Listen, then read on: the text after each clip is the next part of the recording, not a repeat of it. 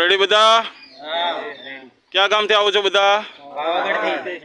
ઓહો, મહાકાળી ધામ પાવાગઢ. ટોટલ કેટલા વ્યક્તિ છો? 12 જણા છો. તો આપણે પેલા તમે ગેટ ઉપર આવ્યા હતા ત્યારે આપણે ગાઈડ લીધો, નક્કી કર્યું હતું ને ગાઈડનું? તો ત્યાંથી તમને હું પેલી પથ્થરની ખાઈ બતાવી હતી અને જે 2 ભાણેજો દરવાજા ખોલાવ્યા હતા એ જોયા હતા ને તમે? ત્યાંથી પછી ગયા આપણે નીલમ અને માણેક તોપ, જોયું તો એ? હા. ત્યાંથી પછી આપણે આગળ આવેલા હતા એટલે રાણકદેવીનો મહેલ, એ બી જોયા. પછી જ્યાં ભોયરા હતા તાળા મારેલા, એ સાહેબ બતાવ્યો બધાને. ત્યાંથી આપણે ઉપરના માળે ગયા જ્યાં 2 બાળકને વધેરી નહીં ખાય, એ જોયું. ત્યાંથી આપણે આખો ભગવાન શિવનો ચહેરો દેખાય, એ જોયું. પછી બજરંગબલી એનો ચહેરો આખો બતાવ્યો. ત્યાંથી પાછા આપણે નીચે ઉતરી ગયા. પછી ગયા હતા આપણે અડીકડી વાવ, એ પણ આખી તમે તો ઉતરા છો.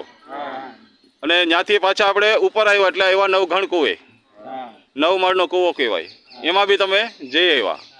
હવે આ બધાની માહિતી મેં તમને આપેલી કે કેટલી સીડી છે, કેટલા પગથિયા છે, કોણે બનાવ્યો, આ બધું કમ્પ્લીટ થઈ ગયું તમારે.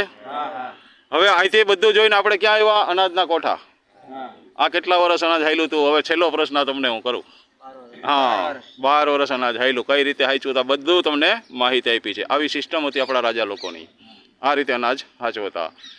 બધા લોકો તમારી જેમ ફરવા આવે પણ અંદર ઘૂમરો મારીને નીકળી જાય, અડધી જગ્યાએ પૂગે ને પછી એમ કહે કે ત્યાં તો ખંડેર હતું. અરે ભાઈ, ખંડેર નથી, તમને ખબર નથી. તમારી જોડે ભૂમિઓ હોય ને તો દરેક જગ્યા સમજાવી બતાવી અને ટૂંકા રસ્તે સીધા અહીં લઈ આવે.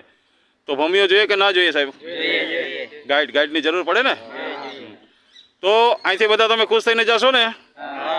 એકવાર હારે બોલજો, જય ગિરનારી.